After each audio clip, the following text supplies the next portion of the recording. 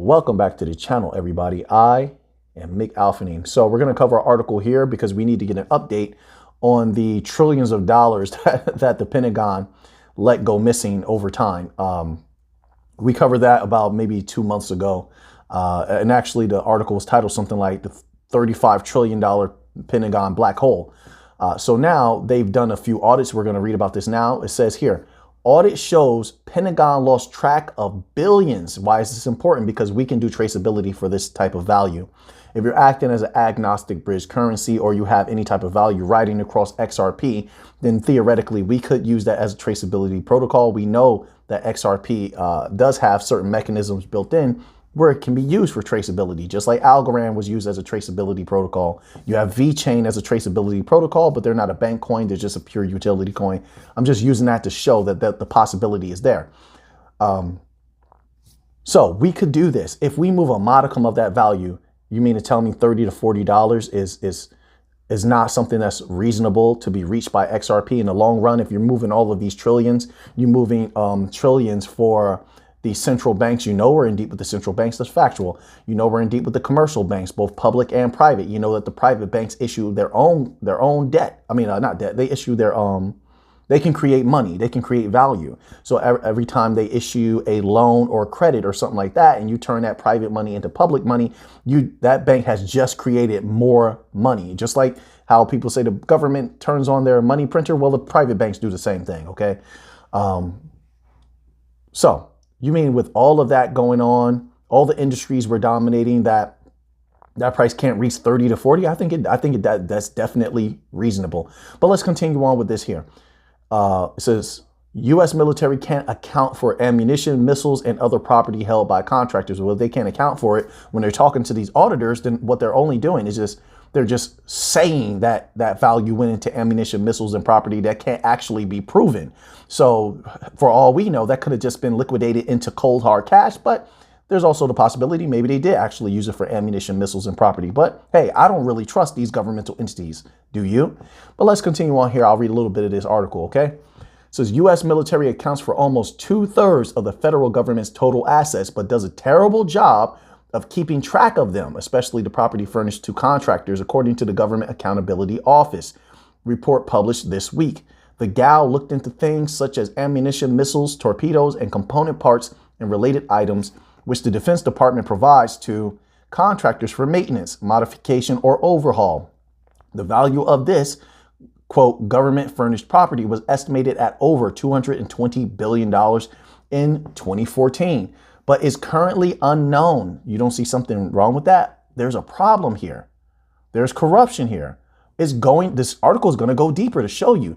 They're going to want traceability for these things. I said this long ago. And that traceability, that type of value, that type of volume will skyrocket XRP's price, probably past the $30, $40 range, in my humble opinion.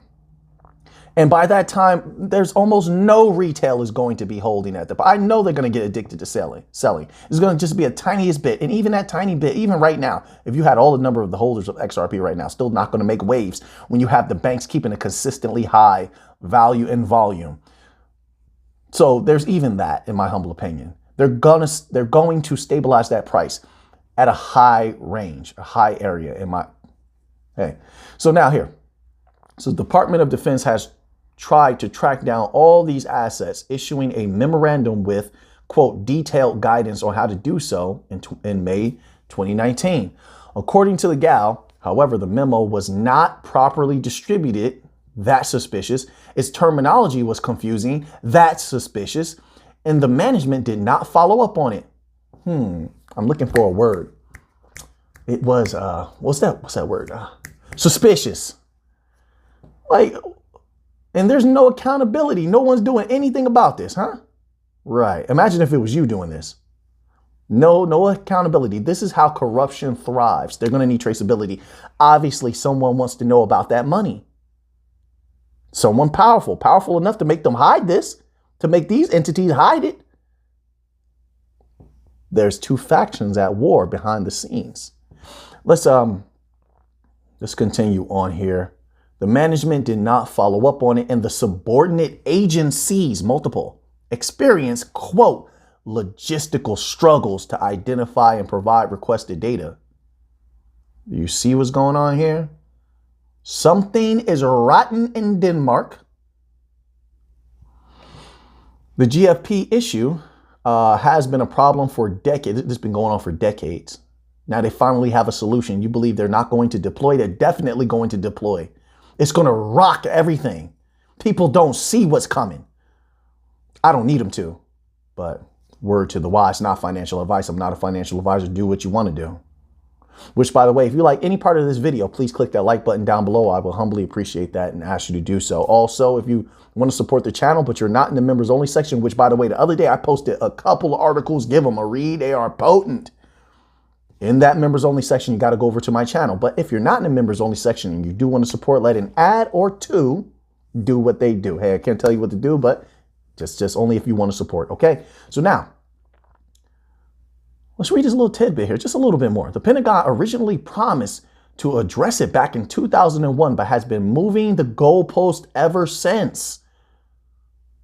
Man, look, the United States is about to get shaken up over the next I'll say 3 to 5 years. Let's say 2 to 3. I want to say 3 to 5.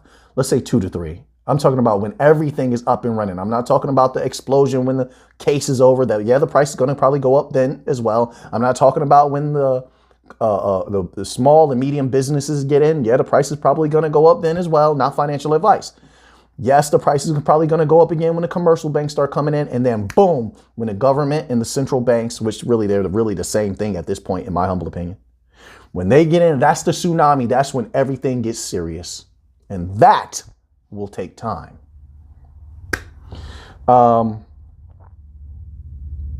It says in the latest financial report, the Pentagon reported $3.2 trillion in assets, about 65% of the federal government's total. It also failed the annual audit last November for the 5th time in a row. This is another reason why you have offerings, in my humble opinion. If they want to do traceability, they could use XDC too, as well. They could use XDC. XDC has, you got to pay attention to this stuff. XDC said they have military grade security.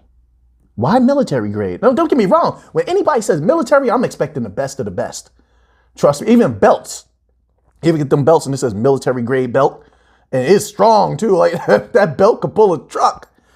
So when I hear that, I automatically think best of the best. But why on a protocol military grade security? Even Hedera said bank grade security because maybe XDC is anticipating working with a couple of militaries or traceability maybe for funds that are getting sent to the militaries to make sure that that money is getting allocated properly. What would it do to the price of XDC? Some people are sitting on a mountain of XDC. Not that XDC needs it. We just went over in a video a few days ago about the bank connections that XDC has. If they utilize XDC, we have to keep an eye on that. But they don't really need it. With that many banks, they don't really need it. If they access even a modicum of those banks, whoo, Nelly, that price will go insane. But that's if. That's a big if. Let's move on to another article here. I appreciate every single one of you being here with me today. Thank you so much. I really, really do. So let's allow Brad Garlinghouse to convey to you how the U.S. is getting set up. At least the people are. They're keeping the people oppressed. They're keeping the crypto out of the hands of the people because they know it's the people's time and they don't want them to rise. And when I say the people, I mean from the bottom to the middle to the top. There's regular people at all of those ranges. The elites are not in that. They're in this like little group, this box. So they're letting the rest of the world advance while the United States is getting squashed. It's just arrogance. Pride comes before the fall. When you get that arrogant and you've had power for so long, you begin to become blind. And I think in one of the videos, I actually put up the story of the emperor with no clothing on. Or at least maybe I was about to do a video like that. I don't know if I put that out or not. But the emperor has no clothes is a good story to keep in mind when you're thinking about the elites in the United States. I have this series of tweets here from Brad Garlinghouse, and the first one goes, stepping back for a moment from what's happening in the U.S. just in the last few weeks. The number of positive global regulatory developments is energizing. And then he goes on to talk about Dubai. Continuing its history of being tech forward, Dubai just published an extensive new set of tech agnostic rule books. Australia's Treasury is looking to reform licensing and custody for crypto and bolster consumer protection. The UK HMT's new consultation reflects the government's intent to establish a proportionate, clear framework that allows firms to innovate while maintaining financial stability. South Korea's Financial Services Commission published guidelines that delineate what would be considered a security token versus a payment token. The list goes on. Brazil's new legislative framework, etc. So I can look at that in two ways. Number one, the United States is getting squashed by their own government and their own elites. Number two, if the LBC, the LBRY hearing sets the proper precedent and XRP is found to not be a security because on secondary sales, the judge found that secondary sales of these protocol were not security sales. If that is the case and everybody can hold their XRP, even if Ripple had to leave the United States, the rest of the world is going to take off like a rocket. Boom, boom, boom. And that price is still going to move. So we're still going to benefit. So let's see how that works out. So that's what this tells me, that the proper things are going on in the rest of the world. XRP, if everything goes according to plan and that LBC precedent is set, XRP will still move. It'll still move. We don't need the United States to move, although we do want the United States. I still believe 100% we're going to defeat the SEC. Of course, my belief is not what matters. What matters is what actually happens. But I'm just playing with all of these possibilities. This is great. We see regulatory clarity coming in the rest of the world. That is a heck of an opportunity for us if things go a certain way, bring certain levels of certainty, right? All right, so now let's move forward here. So even Hester Pierce believes that the SEC is wrong. So this is on cryptodaily.co. Let's read this little tidbit of what Hester Pierce has to say. It says Pierce's argument was that Kraken had received the enforcement action against it because the staking program should have been registered with the SEC as a securities offering. I'm not understanding why this individual is saying such things. This is insane. So she said, how is that a securities offering? Where's the contract? Like, I'm not. Anyway, so she said that she wasn't contending that the staking program was or wasn't a security. Then why did you make the first statement? You see, that's why I'm thinking that. Why did you make the first statement? She has me confused now. Let's continue on. She said that given the current environment for crypto at the SEC, actually getting the staking program registered through SEC's pipeline would have been extremely difficult. Where are you going with this? Then she says this. She accused the SEC of not thinking through implications for staking programs in order to put out guidance, and instead it had chosen the route of enforcement action. So yeah, so even their own people, even their own person, Hester Pierce, it says Hester Pierce is one of the current 4 SEC commissioners under the chairmanship of Gary Gensler. So even she's coming out and saying, hey, something isn't right with this. She's trying to play it safe, but still, we've heard a lot of rumors about people even quitting the SEC because they didn't agree. We've read a lot of articles about that they didn't agree with what the SEC was doing and how they were approaching crypto. They're literally crippling the United States, but it seems like a lot of entities want that to happen. They want the people to suffer. They want more power over the people, and the people are just handing it to them. The people have no fight back at all. Well, there's a small group. When I say the people, I mean the masses, right? There's a small group because you have XRP holders and XLM holders and such like that, Algorand holders that have been fighting back and pushing back, but they're a very small group. The masses is what I'm talking about. They're just handing over their power. They have no rebellion in them, no revolutionary in them. Let's continue on here. So now that they have been emboldened because Kraken folded like a wet paper towel, this is on Cointelegraph. SEC does this. SEC chair issues warning to crypto firms after action on Kraken staking. This is like the bully beating up some weak person, and then they feel like they can conquer the world, until they run into Bruce Lee. But how many heroes are there left out there to actually stand up and do something? We'll see.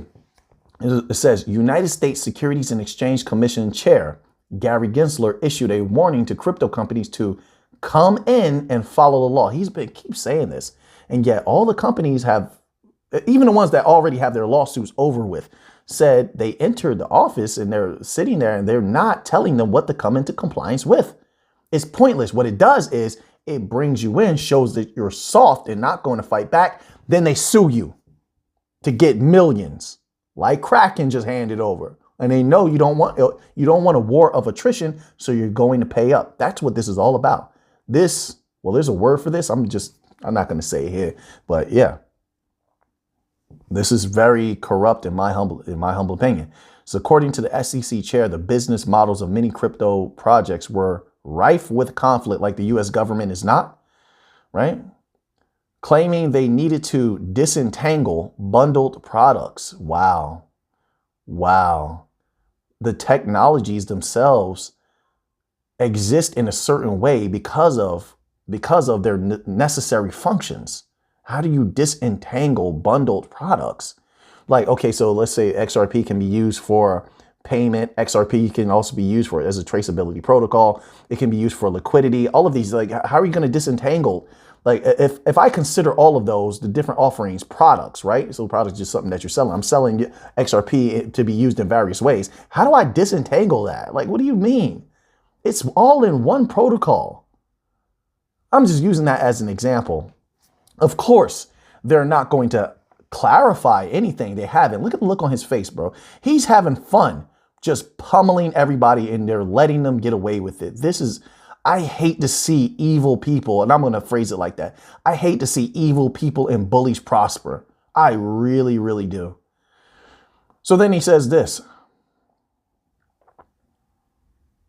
quote, if this field has any chance of survival and success, it's time-tested rules and laws to protect the investing public. To protect the investing public. Isn't it your government that's squashing everybody? Allowing the price of eggs to skyrocket and not saying a peep about it, right? That's why all the people are making the egg prices in their various areas go viral on TikTok, right? Funny how it doesn't go viral on another medium that has connections to a lot of, we'll get back to that thought. Isn't it your government allowing that? Isn't it your government that printed the money into oblivion? Isn't that your government, right? Isn't it your government that chose to first put their foot on the gas so everybody lost their jobs? They're losing their jobs, mass layoffs everywhere. Isn't that your government? Huh? The people getting laid off, oh, they had nice cushy jobs. Now they got to go work in a warehouse. But that's okay, because look, the jobs numbers are up, guys, right? That's how they do it. Isn't it your government doing that? Oh, that's right. That's right. Nobody's going to do a thing. They're not going to do a thing. We'll do what we want. We're going to do what we want. We'll come through, we take what we want. That's what you do, right? Anyway, man, let's move on here. I want to read this little quote from Epictetus. I like a lot of what Epictetus has to say. This is on freedom. And it says here, we are ultimately controlled by that which bestows what we seek or removes what we don't. If it's freedom you seek, then wish nothing and shun nothing that depends on others, or you will always be a helpless slave. Most people tend to delude themselves into thinking that freedom comes from doing what feels good or what fosters comfort and ease. The truth is that people who subordinate reason to their feelings of the moment are actually slaves of their desires and aversions. That's from the wise Epictetus. If you don't know who Epictetus was, it says Epictetus on freedom thinking and information and conventional thinking. Epictetus says here, born as a slave in a wealthy household nearly 2,000 years ago in Hierapolis, Epictetus caught a lucky break when his owner, Epaphroditus, let him study liberal arts, which was very different than what liberal arts is today. So just keep that in mind, okay? It says, through the Stoic philosopher Musonius Rufus, Epictetus discovered philosophy. After obtaining his freedom, he went on to teach philosophy in Rome for over 2 decades until Domitian banished philosophers in Rome. Of course they do. When people want to rule, they banish all intellect. They give you sports. They give you entertainment. They're not going to give you wisdom, intellect, books to read, teachers, proper teachers. They're not going to promote true freedom of thought. They'll proclaim freedom all the while controlling the thoughts. Let's move on from here. So now we have an article here on money.usnews.com, which is one of our favorite sites here. And it's titled, Stock Slip, Dollar Gains on Tighter Policy Outlook. The dollar firmed and global equity markets fell on Friday as rising interest rates unsettled investors amid a growing chorus of central bank officials insisting monetary policy needs to remain tight for some time to lick inflation. U.S. mega cap growth companies came under pressure and shares from ride-hailing firm Lyft Inc. tumbled 36%. Woo! After a downbeat forecast. In Europe, a dour outlook by Adidas added to the downbeat mood that higher interest rates gave investors. A sell-off in government debt set the day's tone. The yield on benchmark 10-year Treasury notes hit a more than 1 month high, and the 10-year German Bund posted its biggest weekly rise this year as European central bank policymakers warned about inflation. Yields move opposite their price. All right here. So now let's move on to another article here. We'll keep an eye on all of that. So here, of course, we have the IMF up to their old tricks, man. They really want to get a hold on Africa and Latin America. They'll do anything. They'll offer them anything, and it's all to get a hook in them. Once they get those hooks in you, they're going to control you. They're going to control you. They want that control because they want the value that's going to be coming out of Latin America. They want the value that's going to be tokenized. There's lots of natural resources in Latin America. It's only going to continue as to be the expansion and extraction of minerals, of various commodities is going to continue. In Latin America and Africa stand to thrive like never before as they take the power to themselves. Right? In a way that never has happened before. The IMF is concerned about that. They are the pit bull on the leash for a lot of these governments in the West. So now, let's read this little tidbit here. So yesterday, the International Monetary Fund stated that the risks related to El Salvador's adoption of Bitcoin are yet to materialize. In other words, you were wrong. You said it would happen immediately. You said this would be extremely bad for them, and it hasn't been. It hasn't been. Now, all the Bitcoin people, and I do agree with them to a degree, are aware that Bitcoin could skyrocket in price. At some point in the near future, we don't know the exact timeline, but all the catalysts are there for Bitcoin's price to skyrocket. And you're feeling it because you know you're going to be very wrong then. How's that going to be damaging to them? You just want to control El Salvador. You need them to want your type of currency, your fiat currency, one that you can control. You can't control Bitcoin. This is about power and control. I hope the people see that. I have great love for the Salvadoran people. I grew up eating much pupusa and tamal. Understand that. I grew up, my goodness, you should already know my story. Some of my closest people from El Salvador, I know the story. I know their story. Ate breakfast, lunch, and dinner with them. And I'm glad that they are people of freedom. I'm glad that they are people that stand up and say, no more, we're going to do something different. They have that mentality. They have a lot of love, but they're tough people also. They show you a lot of love, embrace you, care for you. But they're also people that stand up and they fight. They're tough to the core, tough. So I understand. When I see this, I understand the pushback. Yeah. So let's move on from here. So far, the IMF has had to eat crow. They are wrong. And they have not won yet. I hope they don't win. So let's move on here. We have a little bit of mass adoption news. In my humble opinion, this shows things are moving forward slowly but surely. This is from Cointelegraph.com, and it's titled, Shopify launches suite of blockchain commerce tools for merchants. This is interesting. Shopify NFT merchants can now use the token gating tools to dictate which token holders can and cannot gain access to exclusive products. Oh, I like that. Oh, this is going to be good for money making. Good job. that, okay, so can and cannot gain access to exclusive products, NFT drops, and benefits. You know, I always question how many people out there are really, utilizing all these opportunities. Haven't I been saying that for a year, to utilize the opportunities in front of you? I can't tell you what to do. It's not advice. But I just wonder sometimes, there's so many opportunities out there to build on crypto and use crypto in different ways to make money other than just holding coins.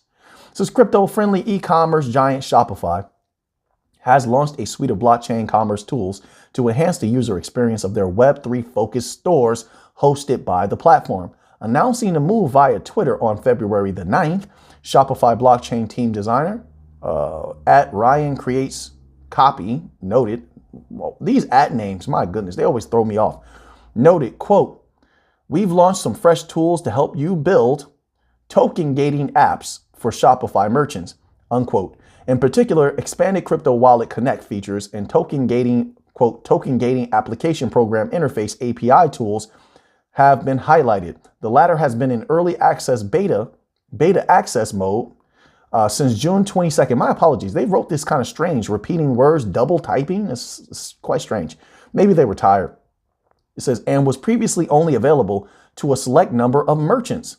With token gating all applicable, Shopify merchants can now set up their stores to dictate which tokens can and cannot gain access to exclusive products, non-fungible token drops, and benefits. So this is very interesting. That's major. Shopify is major. You know, people seem to be doing very good with it. So now let's move on here. So then we have another article here from bncrypto.com, and it's titled SEC Chair Says Industry Won't Survive Without Full Disclosure. Won't survive. Like it's so insane to me. It's like he's throwing out threats. What is going on? What is going on in the United States? Where's the warrior spirit? How are the people allowing someone, like, listen, even if you wanted the SEC to continue, how do you have this individual who's openly talking like he's throwing threats, who refuses to give clarity, who refuses to do anything other than bully the companies that are compliant? How do you allow that person to keep running things? Gary Gensler is the biggest trader Benedict Arnold I've ever seen in my lifetime. Let's continue. Let's continue on here. Gensler said that, quote, "The runway is getting awfully short." He's literally threatening. The bank coins are going to be okay, but the regular crypto, I told them it was coming. And this is before the CFTC tries to prove themselves. The CFTC said they're about to go nuts on crypto. Let's see if that happens. So now you're going to have two wild dog agencies going after regular crypto. So it says the runway is getting awfully short. That was a quote for crypto firms that continue to evade, okay, full disclosure performed by major tech companies like Apple. Is that so? That's interesting. That's very interesting. CNBC anchor Andrew Ross Sorkin asked Gensler why the SEC's preferred method of regulation by enforcement, coupled with accounting rules and inspections, was not codified in clear policy directives. That's exactly what I was saying, but this individual put it much more eloquently. Says here, quote, oh my word, they allow him to just lie all the time. Get this, quote, "We're using all available tools." Is that right? What? Can you please enunciate for me the clarity that you have issued and what the companies have to come into compliance with? How are they in violation? So anyway, says we're talking directly to market participants. In what way? Because you're talking with a very forked tongue. Do you mean you're talking directly to them when you're making your statement? Or do you mean you're sitting down with them? Everyone who sat down with you, from Ripple to LBRY to Kraken, has immediately felt the wrath of regulation by enforcement, even though they were trying to make everything transparent to you as possible. Everything. What more did you want? And that's another thing. They keep iterating. They don't know what the heck you're asking for. They've said this publicly. The problem is there's no one to hold you accountable. I don't know. I guess this is the way that the United States wants to go. SEC is just one symptom, just one problem, just one piece of bacteria that is making the body that is America, I'm sorry about that, United States, sick. Just one. They're just one. And no one's standing up to any of them. The people on the ground are so busy fighting each other over everything. They're fighting each other because they look different. They're fighting each other because they believe differently. They're too busy fighting their neighbors.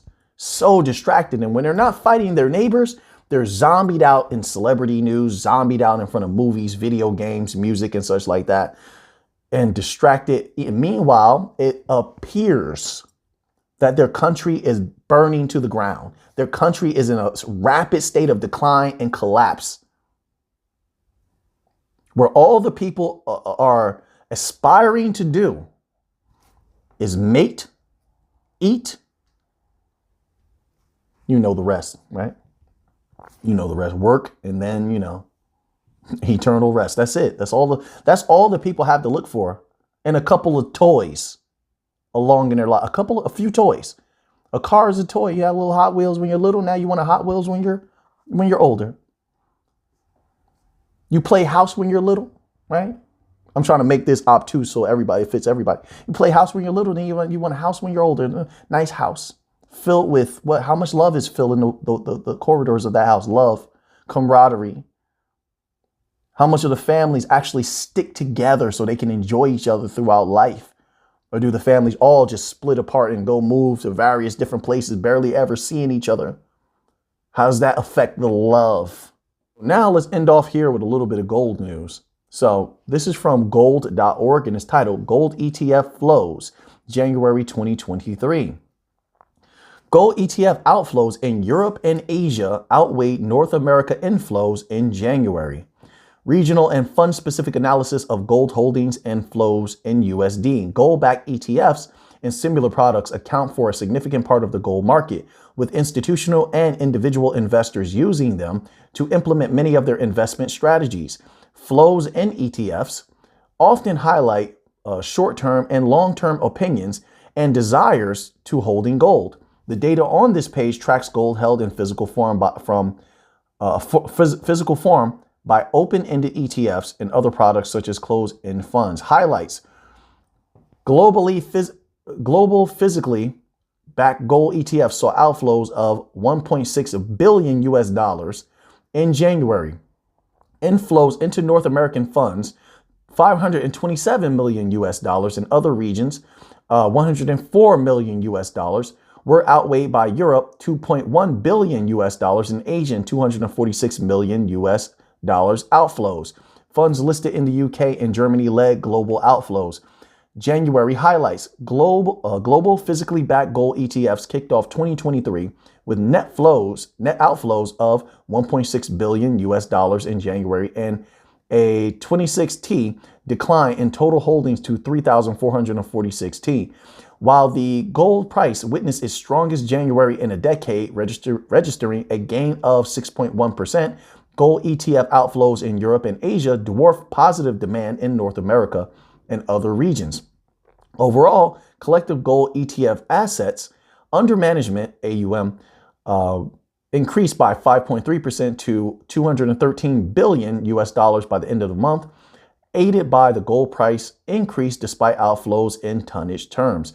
North America funds likely benefited from gold's price performance as the dollar weakened and the interest rates stabilized, leading to US $572 million of net inflows. In addition, positioning in the gold ETF options market may have been another contributor, as most inflows occurred around monthly gold ETF options expiry date. Okay, so now that you have that information, what are you going to do with it? I know what I'm going to do with it. So until next time, let's get to the money.